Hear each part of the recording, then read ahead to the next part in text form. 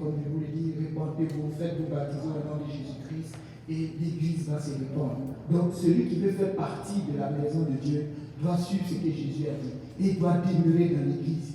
L'Église, vous allez voir, il y a plus de versets qui parlent des assemblées. Des assemblées. Et c'est dedans que l'enfant doit grandir. C'est dedans que tu dois rester.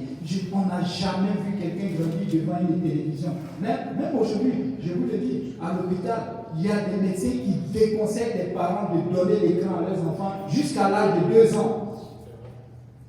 C'est la vérité. Bon, j'ai une fille maintenant, donc je peux la tester. On vient de dire ça à ma femme. Maintenant, on dit on ne donne même pas même. 2 ans même, c'est petit, on ne donne pas. Il faut qu'elle ait un âge de conscience pour considérer les choses. Amen. J'ai cette vision-là. Au fait, c'est 2 voies. Amen. Écoutez-moi bien. J'ai 2 voies. En fait, avant de tomber dans cette vision, je veux inviter mon frère Brunel. Lis-moi Apocalypse 20:15.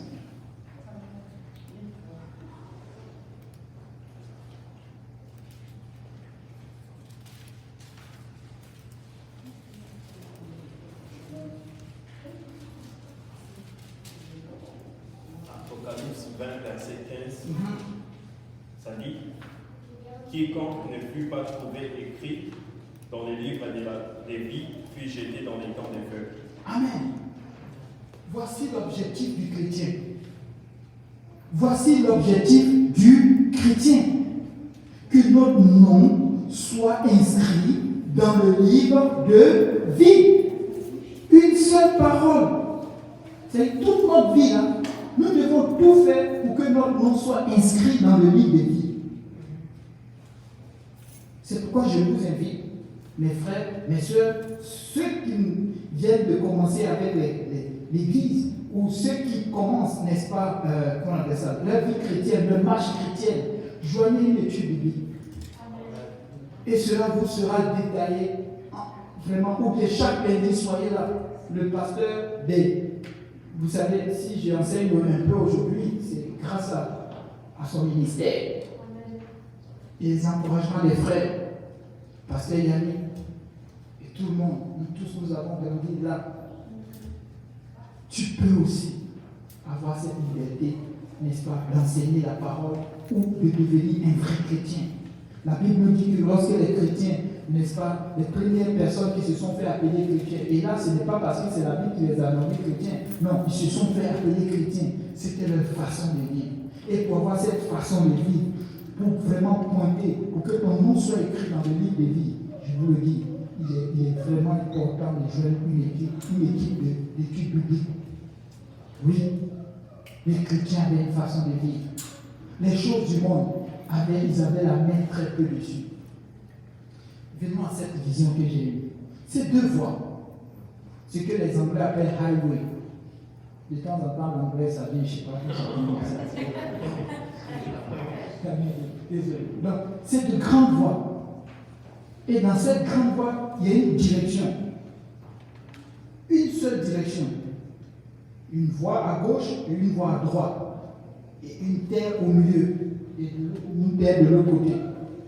Et dans cette vision, tout le monde va dans la même direction.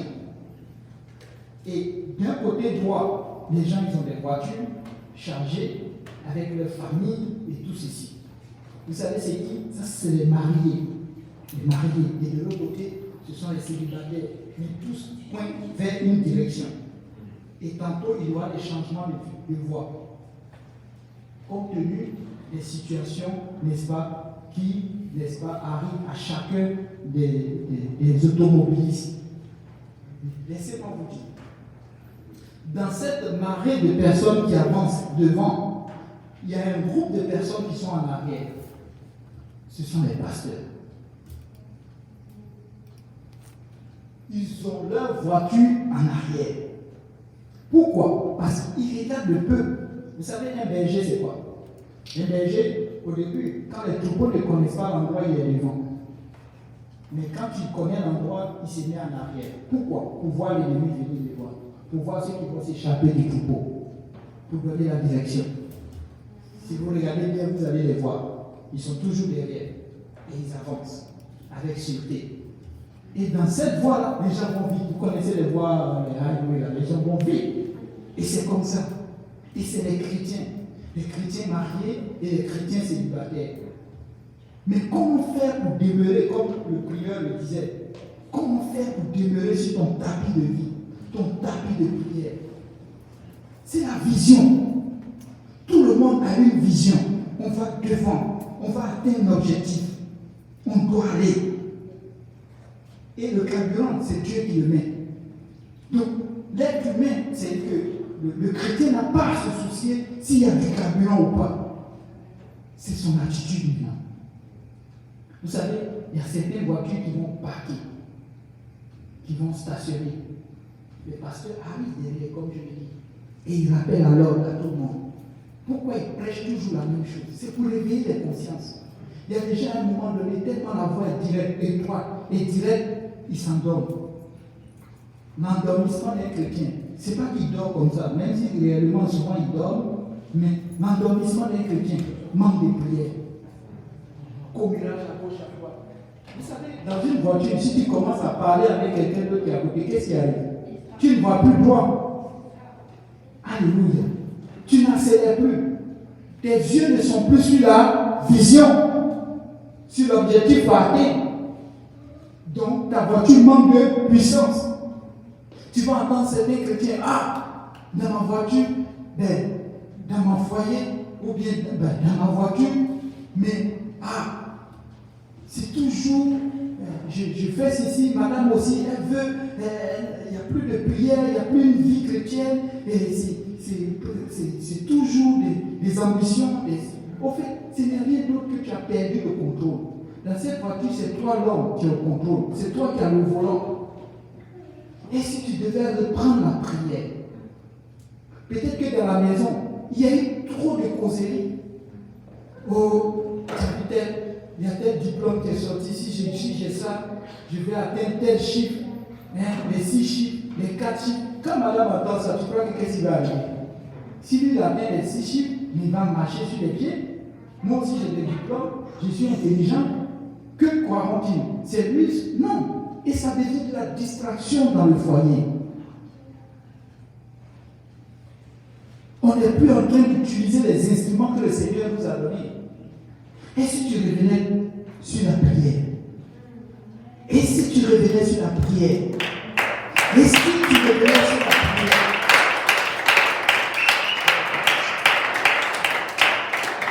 Cette image, elle est fondée. Et quand tu prends l'autre, c'était la même chose. L'autre, c'est quelqu'un qui a pris beaucoup de détours. Prenez des choses d'abord. Ils vont à Canaan. Et tous, tout le même groupe. Abraham. Mais Abraham a su se ressaisir. Mais l'autre, non. Il est sorti de l'Égypte. Mais l'Égypte n'est pas sortie de lui. Beaucoup de couples ici, nous venons au Seigneur. Même étant même célibataires.